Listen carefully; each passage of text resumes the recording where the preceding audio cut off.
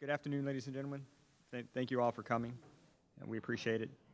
This is a very good Modern War Institute Speaker Series event this afternoon. We have General Retired Michael Hayden. I will not even try to read the highlights of his long and extensive bio, but I will just mention a few things that are directly relevant to what we're talking today. He served as the director of the National Security Agency from 1999 to 2005, so was in that position during the attacks of 9/11.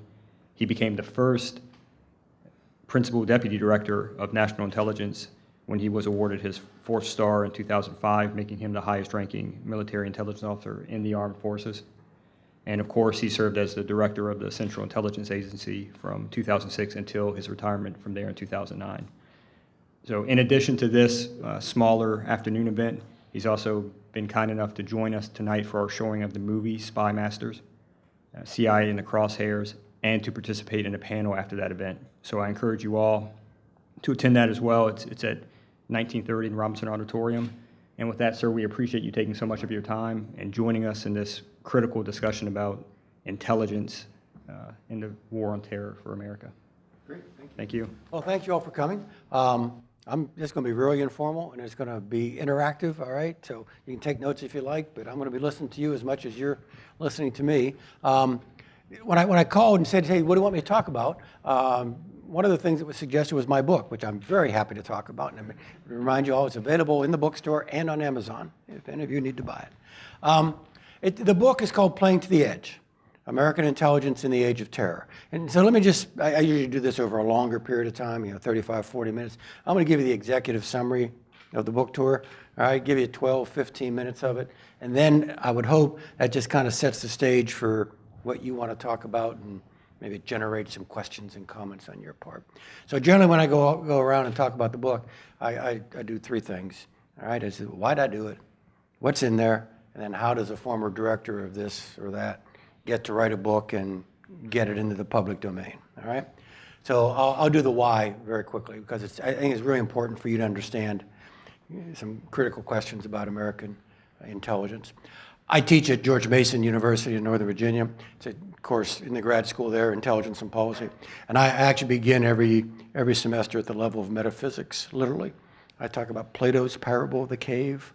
Okay, getting a couple of nods of recognition here. The fireplace, the travelers, the shadows, the voices. Can we know truth? And I let them kick that around for 20 or 30 minutes. Oh, yeah, we can know truth. The pursuit of truth is worthy. Good. All right. How about the secret pursuit of secret truth? How about that? How's that feel? And they kick that around. Yeah, that's a good thing too. And then I mean, you can tell I'm kind of narrowing down here to tougher questions. And the question I get to next is, all right, so how about this? Is the secret pursuit of secret truth compatible with American democracy? Which, of course, bases an awful lot of government function on being transparent. And they kick that around for 20 minutes. I'm here to report that I don't know if I get the same kind of results here at the Military Academy. But I can tell you in Northern Virginia, talking to graduate students in a class being conducted by the former director of CIA, and knowing full well that I will give them their final grade, everyone so far has said, oh, yeah, the secret pursuit of truth is indeed compatible with American democracy. And then I get to the punchline. And here's the one I would share with you. It's not just compatible with, it's essential to. That America doesn't remain democratic without good, in all meanings of the word good, espionage services. I talk about 2 days after 9/11, I was director of NSA, and I gave a speech to the workforce. And I said things you would especially expect, kind of like, here's where we're going, here's the immediate task. I barked out TWAA, threat warning, attack assessment, what happened, how that happened, anything more coming. And I emphasized we're playing defense. We'll play offense directly, but we're playing defense now. I thanked them for coming to work because, half that workforce at Fort Meade is, actually far more than half the workforce at Fort Meade is civilian, and a lot of family stress, and, more than one story of spouses throwing themselves on the hood of the car saying, don't go, don't go. And of course they did come, and I said, look, on the bright side, I bet you there are 300 million Americans out there right now who wish they had your job. in response to the attack. And then I got to the punchline related to this essential to a democracy. I said, look, all free peoples have to balance their liberty and their safety, their privacy and their security. And we Americans, blessed by two really big oceans and two neighbors that frankly have been either friendly and or weak, have allowed us to tuck our flag way up here by privacy and liberty and not to push it way down towards security and safety. And I said the attacks 2 days ago put that at risk. So here's the plan. We are going to keep America free by making Americans feel safe again.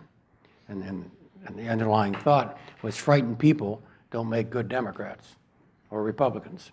Okay? Small d, small r in both places. Frightened people begin to gnaw first on their neighbors' liberties and privacy, and sooner or later, if they're really frightened enough, they start gnawing on their own. Our job, prevent that from happening. Keep the nation safe. So, first point, the why is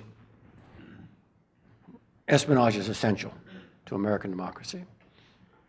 Rarely has anything so essential to American democracy been so mis- or ununderstood by the population that it serves. And so my purpose is simply, well, let me show you what happens here.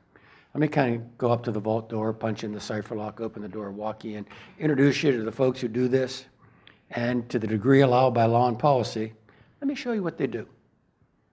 And I've got friends of mine in government, in those three-letter agencies around town, they've given me the best compliment I've ever gotten on the book, which was, I actually see myself in your book. So to that degree, my attempt is, let me introduce you to these folks who do these things. I think I did okay. So that's the why. That's the why. The what, that's my wife Janine over here. All right. I got the manuscript done. I send it up to New York to Penguin. They said, we're going to edit a little bit. And oh, by the way, we need a title. I said, I never thought for a title. I'll get back to you. So we kind of thought about it over a weekend. The title, Playing to the Edge, is hers. She's the one who came up with the title because she had read the manuscript. And if you've looked at the book or heard about the book or maybe seen me on a talk show or something, I mean, the idea is we in the intelligence community, to do our duty, will use all the authorities that law and policy give us. When the book rolled out last February, CBS Sunday Morning did about a 7 or 8 minute spot on it. And we filmed the spot in my hometown of Pittsburgh at the Pittsburgh Steelers practice facility. Chapter 13 talks about my working with the Steelers, going through college and all. And we're at the practice facility walking down the sidelines, and David Martin, who was doing the interviewing, says, General, funny title for your book. What's the title mean? I said, well, David, you see this field here? It's 120 yards this way. It's 66 2/3 this way. By the way, the Steelers don't draw those lines. Okay? Those lines come from the league office. But now, Steelers, like any football team, are going to play inside that field. And frankly, they're going to use the whole field when the tactical situation demands it.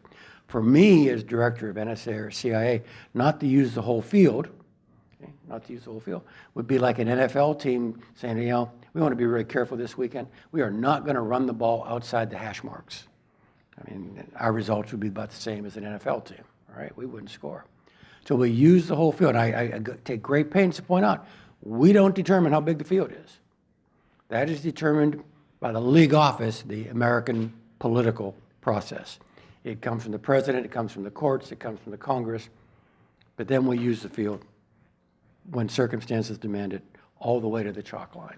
By the way, when you do that, if you've got any experience in Washington, you know that you are guaranteeing that your future life will be less pleasant than it would otherwise have been. You're going to end up in some newspaper with some aggressive story and a whole bunch of people calling you, and sooner or later you're going to be in front of some congressional committee explaining yourself. But if you don't play out to the edges, if you play back in, you might be protecting yourself, or more nobly, you're protecting your agency. But we're not protecting you. We're not protecting the population. So we play all the way out to the edge. Just because, and Major read my background, you know, NSA, DNI, CIA, just because of my personal background, I have deep personal fingerprints on every controversial program we have begun since 9/11. and I'll go through this more quickly because you're a far more well-informed audience than I normally talk to. That whole NSA surveillance thing, Stellar Wind, post 9/11, metadata, 215 program, that's me. I did that. All right? We launched that on October 2nd, 2001. And if it interests you how we did that and why we did that, it's in the book, but I can talk about it in the Q&A. I didn't start renditions, detentions, interrogations. I inherited that, but I had that program was waiting for me when I got to CIA, and I changed it. I really did. I narrowed it down. I think I put it under a stronger legal and political underpinning. No criticism of George Tenet and Porter Goss. They had their circumstances, I had mine. But we spent the summer of '06 not ending the program, but like I said, we had, well, to be specific, there used to be 13 techniques. By the time we were done, there were 6. To be specific, before I got there, we apprehended someone, they were forever. I said forever is 60 days. All right, if you want 120, but you understand what I'm saying? It was in 60-day increments. Okay, so unless I made a positive decision to keep someone more than 60, they would go out of our custody. Oh yeah, by the way, we took no one in that we didn't already have an exit plan for. All right, so when I got there, we had people we had held for several years, and I made the argument to the president, Mr. President, we're the nation's intel service. We are not the nation's jailers. And we have got to devise a system whereby we get intelligence from these detainees, but we don't keep them forever. So, lots of my fingerprints on rendition. By the way, depending on how you count, CIA held in the history of the program 119 people. All right, it can be as low as 99, it can be as high as 130. And I'm not talking about ghost prisoners or people off the book. I'm just saying it's how you count them, it's how you book them. Is that a detainee, or are you merely transferring that person to another government? How long do you have to keep him before he counts on your books? And anyway, the generally accepted number is about 119 now. I had 2. Okay, I emptied the camps in Labor Day weekend 2006. All right, and we actually made it public that we had these people. Subsequently to that, we captured 2 additional people. But I have become, this might actually be part of your professional development here, all right? I felt duty-bound, even though almost all of this program happened before I arrived. I think it's a fair judgment to the degree you follow this in the public domain. I'm the face defending this program. I had 2. Porter and George had 117. But I felt it my duty, since I was the one in charge when this became more public and more a political issue, that it was my responsibility to defend what my agency had done, even if I had not had a personal hand in it. Third controversial program, so you got surveillance, renditions, detentions, interrogations, targeted killing. And there is a long chapter in the book about CIA convincing the Bush administration to really push the yoke forward on targeted killing. We spent the first half of 2008 convincing the administration that we were getting pre-9/11 Afghanistan light in the tribal region of Pakistan, that we were seeing training camps, safe areas, people coming in for training, people leaving for training, people like you, Westerners, coming in and leaving, graduating classes and so on. I never said what I'm going to say to you now to President Bush or Vice President Cheney, but it's a pretty good summary. Mr. President, knowing what we know now, there will be no excusing or explaining our inaction after the next attack. And in July of 2008, President Bush agreed, pushed the yoke way forward on targeted killings, and you see a real spike as we go after Al-Qaeda leadership in the tribal region of Pakistan, to great effect, by the way. And there's an extensive passage in the book quoting letters to and from bin Laden that had been made public about the effects of the targeted killing program on Al-Qaeda. It did everything we promised the president it would do. Okay, so there's a lot more in the book, but the title is tied to the controversial programs and playing to the edge. I do have to tell you that, with a title like that and controversial, and I understand fairly controversial programs. The line I use is, you don't have to be wearing tinfoil on your head to have concerns about some of these things. I mean, good, solid thinking Americans say, well, I'm not so sure about that one, Hayden. I get that. So I expected, going out on the tour, playing to the edge, that I would spend most of the book tour kind of in a rope-a-dope here in a defensive crouch, defending why we had been so aggressive. Turns out I need not do that. My book tour was, by happenstance, synchronized with the presidential campaign. And there was a particular candidate out there who was saying, we're going to waterboard and a hell of a lot more, to quote him. And someone said, we're not just going to kill terrorists, we're going to kill terrorist families. All right? And so out there pushing a book from a former director of CIA called Playing to the Edge, rather than being defensive, I actually spent more time explaining to audiences, you know, there are edges.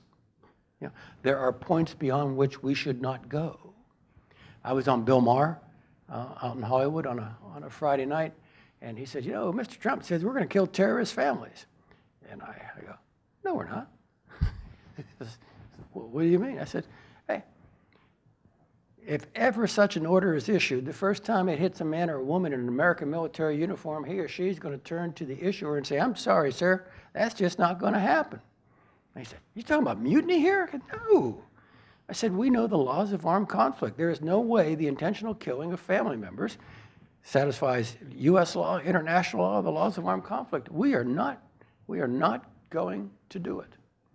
Okay? And that actually became a thing. I mean, I didn't plan for it. He asked the question, I answered the question the way any of you would have answered, because that's the thing you're taught your first semester here about the laws of armed conflict, and that's just not what we do. It actually caused a disturbance in the political force. It became a highly commented on interlude. By the way, when I got all done, and any of you watched Bill Maher, when I got all done, you know, the applause light comes on, and you get the, and he actually leans into me and said, by the way, General, we really do appreciate what you guys do.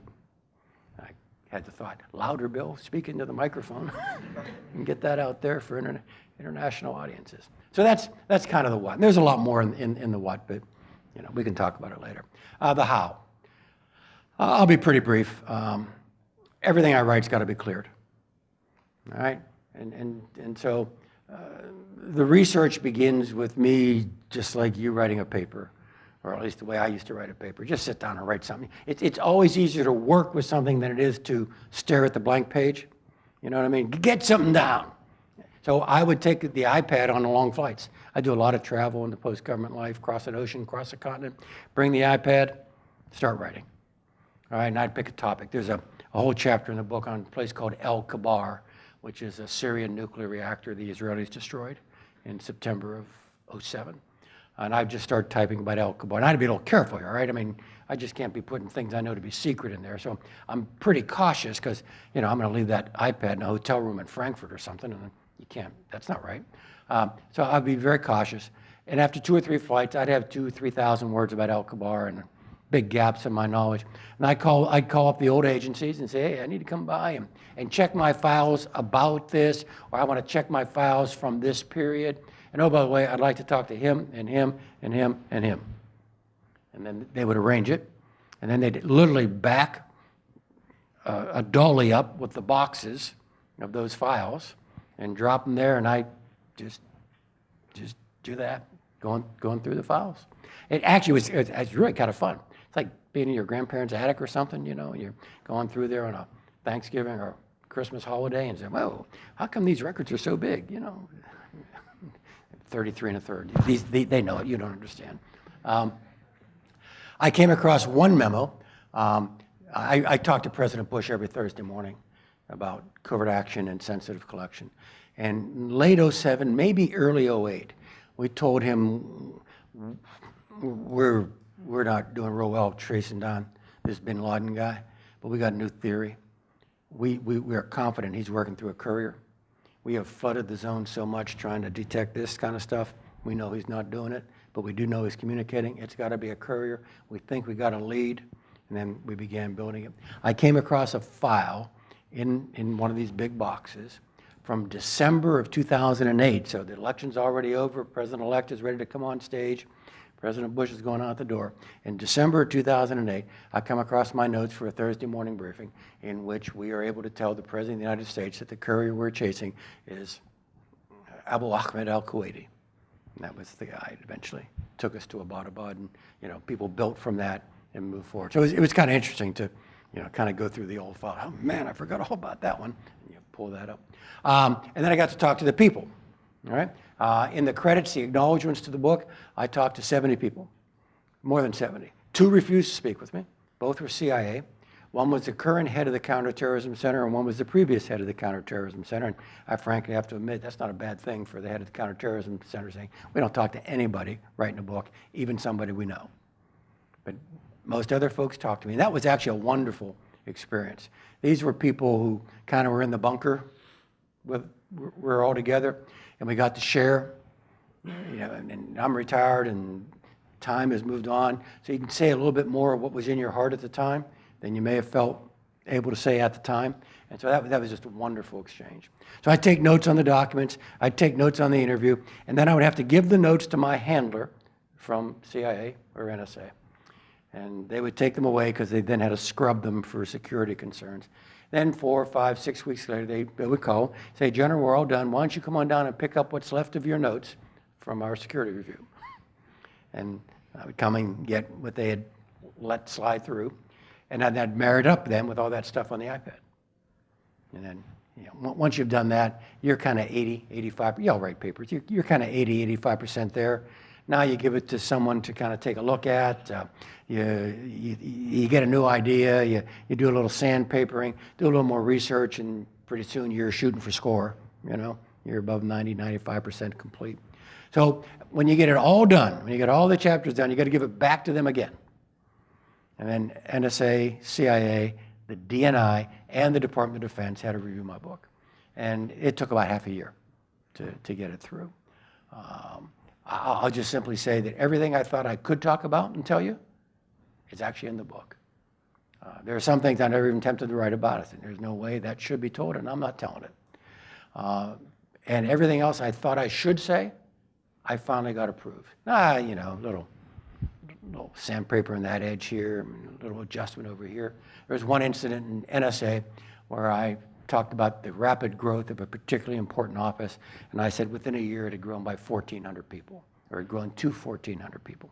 And they said, oh, you can't say that, you can't say that. I said, well, what can I say? Why don't you say it grew to more than 1,000? Okay, I can live with that. CIA actually took one big chunk and said, we're going to let you keep it in, but you can't keep it in that chapter. You got to move it over to another chapter.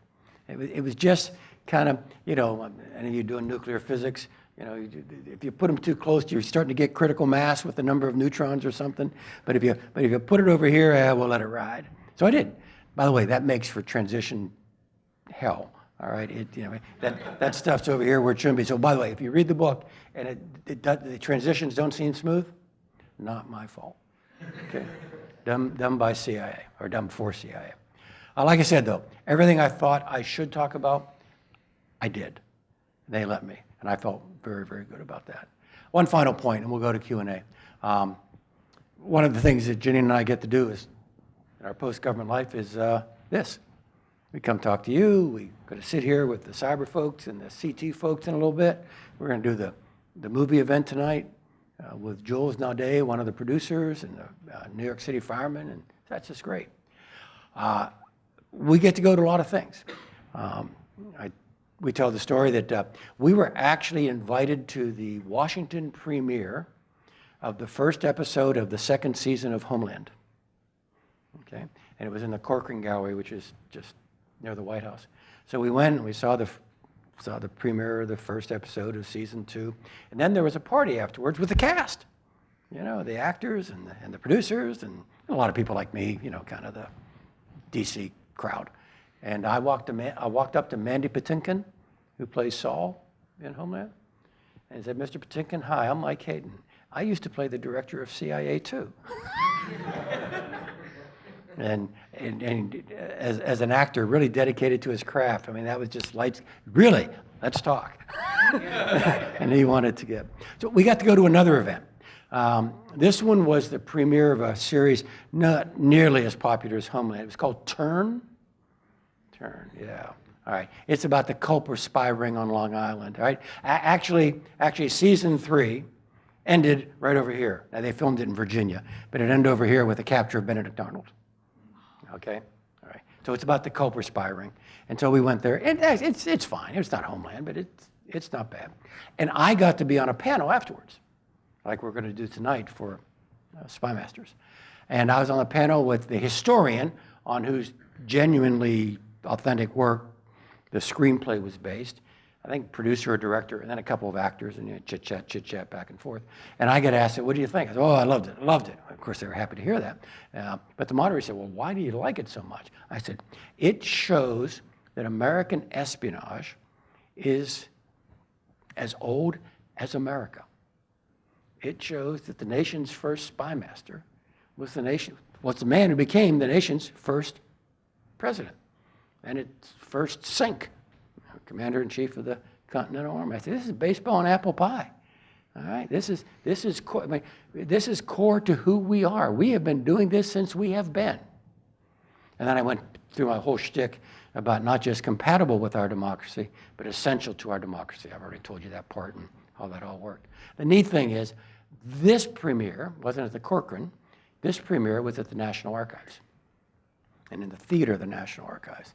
And so I was doing this essential to, not just compatible with, but essential to, about 135 feet from the Constitution, and about 155 feet from a copy of the Magna Carta. And back to me, my original theme, why did I do this? This is an essential task for a free people to stay free. Not just safe, but to stay free. And that's why I wrote the book. Okay, I've taken up enough of your space. Oh my, that didn't take long to go. Austin Willard, so I've got a couple questions for you. Kind of go back full circle to what you briefed at the beginning. You said it's important for these secret agencies to not just stay secret, but to also be good. How in a democratic society do you maintain agencies that are good without the ability to have oversight from the public, given their secret nature? Yeah, so and I spend the last 50 pages of the book kind of, tough question. So let me give you a long answer, all right? But I think, given the academic background of you folks, I think it's one that's quite valuable. So if I say the 215 program, does that strike a bell with anyone? That's all the metadata of your phone bills and mine that NSA had. I told you, I started that in October 2001. President Obama hugged it like a teddy bear, despite running on not being George Bush. When he became in the office and got briefed, he kept most of the programs. He stopped some, but he kept most, which kind of suggests to me, okay, we're roughly getting it about right, because you have two very different presidents kind of saying, yeah, still good to go. When Snowden's revelations pushed the 215 program out the door, all right, and that's the first story that came out. Yeah. NSA's got all your phone bills. Actually, it didn't come out that plainly. It was NSA's got all your phone calls, which is not true at all. It's quite a different dynamic, all right? The government was very flat-footed in their response, all right? Now, part of that was, frankly, a political decision from the White House. Part of it, though, was I think that the intel community, let me just say NSA, NSA was back-footed by the popular, you're doing what? I mean, there was an awful lot of stir when that story hit. Now, again, part of it was the story came out in the ugliest possible way, and part of it is the government didn't explain itself very well. But part of it is that NSA thought they were cool, all right? Because the 215 program, all right, 215 program had been authorized not by one, but by two presidents, quite different presidents in personality. It actually had been legislated by the Congress. The two oversight committees were all in on it. In fact, after it really hit the fan, the most powerful defenders of 215 were actually the intel committees, not the White House, which is kind of like, what's that, right? So authorized by two presidents, legislated by Congress, overseen by the intelligence committees, and oh yeah, every 60 days they got a check off from the FISA court. All right, we talk about the details of FISA. But from the NSA's point of view, it was, whoa, hey, whoa, how could anybody object? This is the Madisonian trifecta. I got the executive, the legislative, the judicial, they're all signed up. This was done precisely the way it was supposed to have been done based on the reforms of the intelligence community in the 1970s after the whole Church Pike and investigations and so on. I mean, NSA literally is going, check, check, check, we're good. And what happened, and this now I'm getting really to the very core of your question, what happened is an awful lot of Americans, and again, back to my point, not all of them were in tinfoil, all right? A lot of really solid Americans saying, you know what? I get what you just told me, Hayden, but I'm not so sure that constitutes consent of the governed anymore. I'm thinking that might be consent of the governors. In other words, you told them, but you didn't tell me. And that's where we are, okay? And thank you for asking the question. That is precisely where we are now in the relationship of American espionage with America. How much of what it is American espionage does it have to tell the American people in order to get the sanction and the legitimacy of the American people without telling the American people so much that it's not worth doing in the first place because I ain't figured out how to tell the American people without telling everybody else. So sort of a follow-up, do you think that feeling among American people is exacerbated by having sort of a class of Washington elites who sort of stay there perennially and are very distant from the population they're supposedly supposed to represent? I don't know that, all right? And I get the macro issue you're describing, and yeah, that's probably true. On the micro issue, I just don't know. So I've been, book tour, and I do a lot of talk, not just for the books. And I actually find, not even on balance, I just mean routinely, most Americans go, yeah, you're good. I like what you're doing. And so I actually think it might be a little reverse of what you're saying. All the gas is coming from elites, not from the broader population, as we say quite arrogantly, we elitists in D.C. Once you get beyond Manassas, everything's okay. Okay, because you start running into, just everyday folks who want to be safe. All right. It doesn't trivialize the issue, though. It is a really important issue. And if you read the book, again, the last 50 pages, I'm actually telling my old guys, you just got to say more. You've got to put more out there. Otherwise, you're going to lose legitimacy, and they're going to take the stuff away from you, and you're not going to be able to do your task. And so I'm actually a more forward-leaning sort of folk. There are still a lot of people in the community. I mean, the community generally likes what people like me, or Mike Morrell has been another one who's gone out there, Mike Leiter, former head of the Counterterrorism Center. I mean, pretty articulate people who kind of know how this works and kind of calm down. Well, no, that's not what they're doing. Let me explain to you, all right? Generally, we're popular within our old tribe, but there's a fraction of our old tribe says, even you guys shouldn't be out there. We shouldn't talk to anybody about this. And I just don't think that's, Am I enthusiastic about that? Probably not. But I recognize we cannot attempt to change American political culture to make our life easier. We have got to adapt as well as we can within the broader culture. And the broader culture right now is, you got to tell me more stuff. So that's kind of where we are. Thank you, though. That's a great question. Yeah. Sir, Tim Valenti, I had a quick question. I was just wondering, as far as the recent, just technological changes that we've seen in the past 21st century, how has that affected our ability to operate clandestinely in places like Syria or something like that? I was watching some videos yesterday, and definitely some information, like some stuff that probably shouldn't have been in the news. Has that affected our ability? How we get? Yeah, it cuts both ways, and I guess what I've got to tell you is that climate changes, adapt to the climate. Don't sit there and complain. It's colder than it used to be, then die of frost. Adapt. Things change. Things always change. So in what you just asked, more information is retrievable electronically than it ever has been before. The good news is that really helps spying. The bad news is that really makes it hard to prevent leaks. So you play the game. In the last 15 years, and I say it in the book, this is a golden age of electronic surveillance. Things your parents used to keep at least in the desk drawer at home, you're keeping in your phone. All right? So somebody like me going, excellent. All right? No, not you, but adversaries of the United States. I like that. All right. Now, what's happening is a lot of people like you around the globe are going, man, that's really stupid keeping that stuff in the phone. I think why don't I encrypt it? And you've seen the last round, Tim Cook, Apple, Jim Comey, FBI.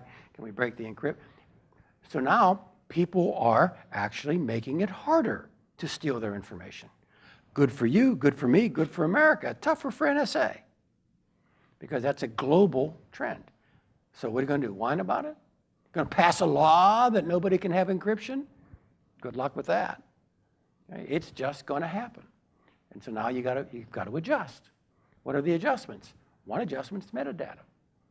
That phone you got that's really good and now encrypted is chugging out digital exhaust like it was a diesel truck in the 1940s that can be collected and which can, in the hands of an intelligence service, be turned into actionable information even though we never ever get to read your mail. Okay? Oh no, yeah, maybe we need more human spies now. I mean, so it's just an adjustment. It's not, and it's not at the end of espionage life as we know it. It's just we're now going to adjust to the new circumstance. I'll give you another one, right? Significantly more of the information we now need to provide a decision maker, particularly at the policy level, the political level, significantly more of that information now no longer needs to be stolen. It's just sitting out there, given the global information age. Okay, and so intelligence will be well advised to make sure they have to steal stuff before they try. Make sure that it's not already available in this ocean of information that we create every day. So again, it's just adjustment that has to be made. Some other questions? Yeah. Sir Cadet Clark, how did your military career in military intelligence help you with successes in the NSA and the CIA? Yeah, so NSA is half military, all right? So the 35,000 people in NSA, it is right down the middle. It is 50-50 GI civilian. Now, if you go to Fort Meade, you wouldn't believe it, all right? Fort Meade is overwhelmingly civilian, but only about half the NSA workforce works at Fort Meade. It's overwhelmingly civilian. Half the NSA workforce works at somewhere other than Fort Meade, and guess what? It's overwhelmingly GI, all right? So I'm kind of in this fish and fowl world at Fort Meade. So Fort Meade NSA is in the Department of Defense. Its chain of command comes through the Secretary of Defense. The director of NSA has always been a uniformed military officer. May change soon, but right now, always been. And so that was not an unfamiliar environment for me. All right, now I had to recognize half my workforce here is civilian, and frankly, they're not the kind of civilians that probably raise their hand to come to West Point or Annapolis or Colorado Springs. All right, they're very scientific. I know I'm not talking about your academic background. It is an incredibly introverted workforce. Let me just put it that way. All right, this is a very old joke, and I told it at lunch, so I'm going to repeat it now. What's an extroverted NSA? That's someone who looks at your shoes while he's talking to you rather than his own shoes. Okay.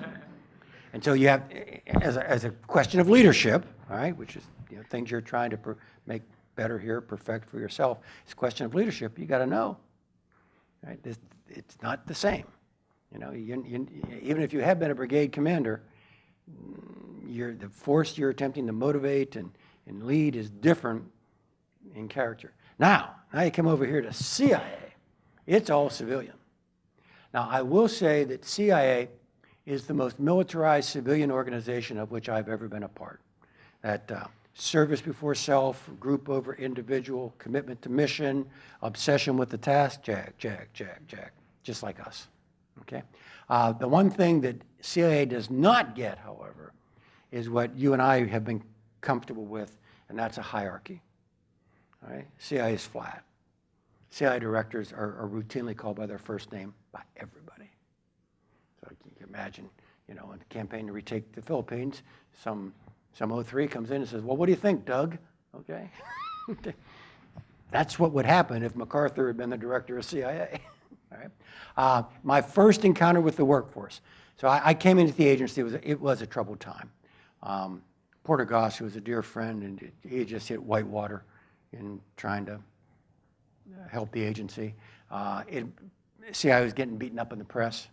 9/11, weapons of mass destruction in Iraq, a couple Pulitzer Prizes for detention and interrogation stories, and just getting slapped around. And so the president asked me to take over. You know how the president asks, "You will take over?" Yes, yes, sir. So I got sworn in by the vice president after I was confirmed by the Senate. We had a formal ceremony. President Bush came out later, but sworn in by the vice. Went up the GW Parkway to Langley, went in, had my first meeting. All right? If you've ever seen pictures of Langley, you know, that you see in the movies, there's a big golf ball looking thing off to the right. That's called the bubble. That is the agency auditorium. All right, and it seats about 400 and change. I mean, they're hanging from the rafters. I mean, who is this new guy wearing a uniform, coming from the hated DNI? Michael told you I was the principal deputy director of national intelligence. They would have been more welcoming if I was coming from the FSB or the KGB. Okay. So I walk in, I have my first town hall meeting, and what do I say? I said, number one, nobody sent me up here to blow anything up. All right, so I tell you what, blow into the paper bag, get your CO2 levels back to where they are, and go back to work. This stuff is over. I don't think I said stuff, but I said it was over. I said, I'll work everything beyond the fence line. You work it inside the fence line. You're the best in the world at what you do. Just go do it. Okay, so that was my approach. And then I go to Q&A after 20, 30 minutes. And near the end of the Q&A, somebody way in the back asks, "Yeah, son, what do you got?" Now I'm on stage. I'm in my blues. All right, four ribbons, name, badges. Okay. "Yeah, son, what do you got?" "Yeah, what we call you?" Okay, "What do we call you?" And I paused. I said, you probably can tell I'm reasonably comfortable up here in front of an audience. I wasn't expecting that one. And my answer was, whatever makes you feel right, son. And it turns out that was the pass-fail question in the test. I left the bubble, got an underground passage to the old headquarters building, walked into my first staff meeting. My whole staff is there. They're talking back and forth, chit-chat, and I walk in, and absolutely nothing changes. Everybody talks, chit-chats, no tin hut, no ladies and gentlemen, the director, no, and I go, "Okay, let's start." And we all sit down, and I go, "I didn't hire any of you people. If that's a problem for you, you've got 48 hours to tell me. Otherwise, you're mine, and I expect you to act like you're mine." And then we went on to the rest of the agenda. So what had I done in the two sessions? I had hugged them as they were. I made no claim that I'm the white knight coming in on horseback to save the day. I told them, "I love you as you are. You're good as what you are. I'm going to protect you as your director, and we're going to go do good things." And I said it in one way to the rank and file, and another way to the leadership. 2.5 folks came in and said, "I don't want to work for you." It wasn't personal. It was one had just been hired by Porter. They were a friend of Porter Goss and said, "I'm going to go do something." "Yeah, fine." I mean, but everyone else stayed. And then everyone else acted like they were mine. Since we're here at the Military Academy, I'll continue on the leadership theme, right? So we grew attached. Leader and led, director and workforce. Now last year, this is early 2008, we had some things going on in Afghanistan that were kind of on the edge, all right? It wasn't that you would have objected to what we were doing. It just was, are we right within the specific instruction we've been given? I can't go into all the details, but just modestly, not everyone. We did not have authority to do some things to all the bad people in Afghanistan, only some bad people. And the rule was, might we be using our authorities against people who are unarguably bad, but might be slightly out of the framework of our authorities. So we're having this big meeting. We had a CT meeting every Monday and Wednesday. And I mean, it was operational, 30, 40 people in the room. And they're going back and forth, 15, 20 minutes. Yes, no, maybe, I don't know. What? And finally, I made eye contact. I'll do it with you. I made eye contact with the head of SAD, the Special Activities Division, paramilitary force. And I did this. And he went.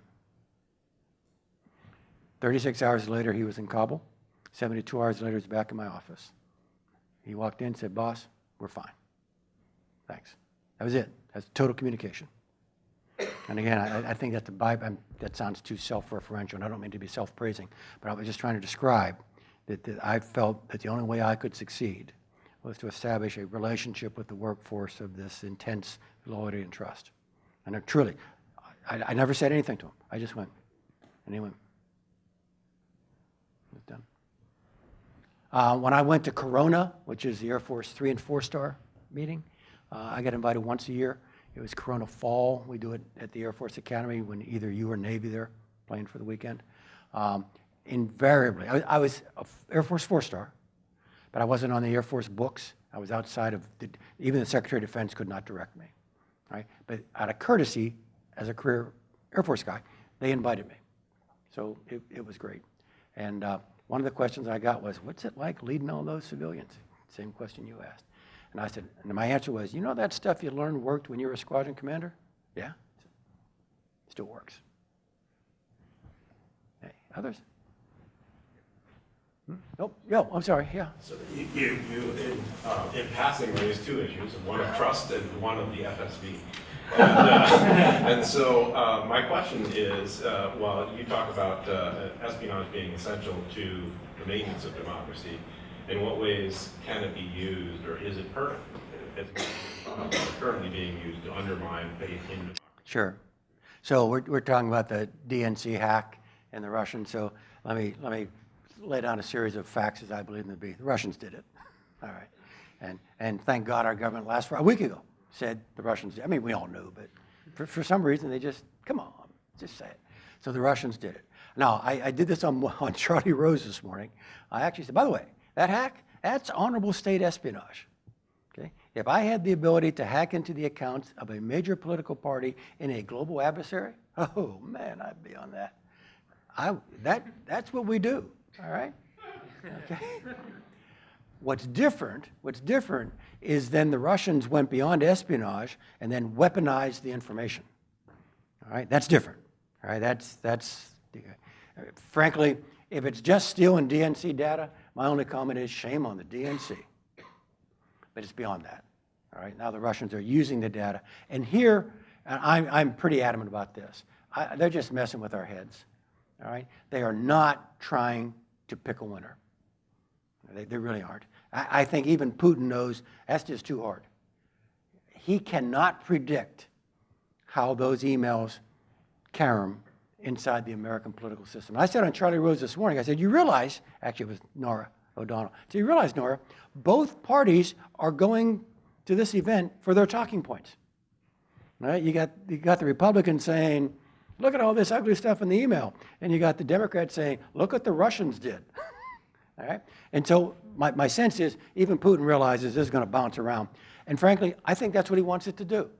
He's not trying to get her unelected or him elected. He's messing with our heads because he thinks we do this to him. And that's, I think, a really important point. He blames the Maidan Square on us. He thinks the demonstrations after United Russia won the parliamentary elections he thought we did that in the streets of Moscow. He's convinced I did the Orange and Rose Revolution. All right, all right. Let me let you in on this is my self-criticism session at the re-education camp. All right, this is me going back over my career at CIA. If I had a problem with Russia, it was inattention. Janine and I went to more than 50 countries during my time as director of CIA. Not one of those countries was the Russian Federation. And that I'm telling you, I should have. Not just to keep the lines of communication open, just to have dialogue with FSB and SVR, which would have been beneficial. Putin thinks, however, I spent most of my waking moments figuring out how to go like this to him and to his party. And so I think that's generating a lot of what they're doing. We don't, I mean, you know, this is not my excusing it. In fact, again, I'll just replay what I said on Charlie Rose this morning. He said, so how should we respond? To this cyber attack? My first response was, well, first of all, Charlie, you're putting in the wrong box. Do not drop this in the cyber box. Drop this in the Russia box. And now put it in there with all the other stuff Russia is doing. And then devise a response. He said, well, what kind of response? I said, well, you could give the Ukrainians more arms. You get a little more robust on what you're doing in Syria and kind of push the Russians out of some airspace. I'll give you one. Why don't you make it the policy of the United States government that within 10 years, we're going to wean Western Europe off of Russian gas? Okay? By the way, we got gas. Okay? And we're going to make a massive national investment project for LNG and LNG ports, and we're going to sell it to our Europeans. How's that, Vlad? And do you see what I'm saying? We've got tools, but you can't use them if you just confine this as, well, we got a cyber issue with the Russians. And I went on to complain about the lack of response to all the things Russians for the last 3 or 4 years. Any others? So they've got about 4 minutes until they have to move on to the All right, I promise to be very brief, but someone's got one more left. Otherwise, I want to thank you for being here. Yes, go ahead, sir. Can you talk a little bit about your conversation with Hayden and what like really annoys you when you watch Homeland, and what did they get right? Okay, so here's my summary of Homeland. By the way, I love Homeland, all right? We do. Everything in the foreground's wrong, all right? I mean, you pull a cell phone out of Langley, you're going to be pulling your nose out of the concrete floor, all right? Somebody's going to spread eagle you down there, and, all right? Everything in the background is correct, all right? That kind of obsession with mission, that focus, that dedication, and to a certain extent, that them versus us mystique. It's us, nobody else knows us except us. That's all very, very, very true. And so I'm glad Homeland is on. By the way, they spend a lot of time talking to people like me. It's not the only conversation I've had with Homeland. And there are a lot of people like me talk to Homeland. I mean, we sit in offices in D.C. for hours with their producers and writers just asking us questions. All they want to do, they're going to go write their story. I mean, and you know, they're going to be as dramatic as they need to be. But what they want to do is they want to understand the departure point. They want to understand, well, what's it really like? And several of us have been very generous. I mean, unrewarded, other than we like the TV show. And we don't do it for money. They're really interested. Good. We're really interested in talking to you, and we just talk them through to try to give it as much authenticity as it has. And by the way, if you scroll through all the things they've got to do for drama, all right, there's a lot of truth embedded in the plot lines. And so it's actually a very popular series. There was a line in last season's show that I now know, I did not know at the time, but I now know was developed based on these dialogues I'm telling you. All right, it wasn't my dialogue, it was someone else's. It's when, God, who's the guy we think is dead but is not really dead? No, Quinn, thank you, Quinn. Quinn comes back as a CIA case officer, having been in Syria, and he's at a staff meeting, and the guy from the White House, he says, well, thanks for all your service, Quinn. We need to know how the strategy is working in Syria. And the line that they got from CIA people who were going to talk to him, the line that they used was, what strategy? Okay, so yeah, I enjoy it very much. All right, you got to go back to school. Thank you very much for coming.